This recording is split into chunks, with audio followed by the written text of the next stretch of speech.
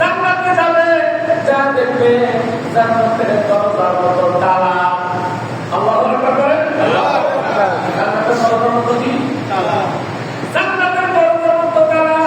জান্নাতের দরজায় যাওয়ার পর একে একে অপরকে বলতে থাকবো, ভাইরা বাবা, ও আব্দুল রহমান, ও আব্দুল মালিক, ও আব্দুল খালেক, আমরা তো জান্নাত পর্যন্ত চলে এসেছি, কিন্তু জান্নাতের দরজা কেন বন্ধ? ভেতর থেকে বন্ধ না বাইরে থেকে বন্ধ? একটু কি করো, এখন তো চেক করে যাবো। তারা দরজাকে নাড়াচাড়া করা শুরু করে দেবে, ভেতর থেকে আওয়াজ আসবে, ইন্নাল্লাহা মা'আস সাবিরিন। আল্লাহু আকবার।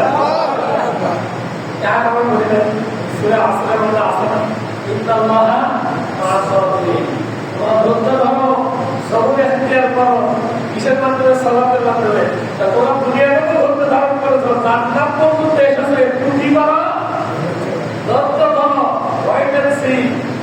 ভেতর থেকে আওয়াজ আসবে, তোমাদেরকে কি আসলে জান্নাত দেওয়া হয়েছে? বলছে হ্যাঁ। আল্লাহ পাক তো ঘোষণা করে দিলেন, ফেরেশতাদেরকে বলো, যাও এই বান্দাদেরকে জান্নাতে নিয়ে যাও। বলতেছে কেন? আর একটা জিনিস তোমাদেরকে দেওয়া হয় নাই। কি দেওয়া হয় নাই? জান্নাত তো দেওয়া হয়েছে, জান্নাতের এক একটা করে দরজার চাবি আছে বাবা। ওই চাবিটাও তো আপনাদের সকলের কাছে দেওয়ার কথা বলেন। আল্লাহু আকবার। বলতেছে না, আমাদেরকে কোনো চাবি দেওয়া হয় নাই। আর ধৈর্য মানে না, তোমরা তাড়াতাড়ি করে দরজাটা খুলে দাও, আমরা জান্নাতের মধ্যে প্রবেশ করবো। দুনিয়াতে অনেক কষ্ট করেছি, অনেক অপমানিত হয়েছি, অনেক কষ্ট করার পর ইবাদত বন্দেগি করার পর জান্নাত পর্যন্ত চলে এসেছি। আজকে কেন দেরি করতে হবে? বলতেছে তোমরা কি জানো না ক্লিয়ারলি করে নাই?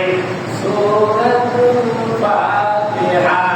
আল ফাতিহা শব্দের অর্থ হলো খুলে দেওয়া। আজকে তোমরা তোমাদের চাবি লাগবে না, তোমরা এই জান্নাতের দরজায় দাঁড়ায় দাঁড়ায় সূরাতুল ফাতিহা তিলাওয়াত করতে থাকো। তোমাদের জন্য অটোমেটিক ভাবে জান্নাতের দরজাগুলো আল্লাহ খুলে দিতে থাকবে। বলেন আল্লাহু আকবার। তাহলে সূরাতুল ফাতিহার প্রথম নম্বর নামের তাফসীর। কিসের তাফসীর? আমি আয়াতের তাফসীর করব না, আয়াতের তাফসীর আপনারা অনেক শুনেছেন। কি বলেন? ঠিক না? তাহলে ব্যতিক্রম তাফসীর করে দিই আপনাদের জন্য, যেহেতু মেহমান হিসেবে আসছি।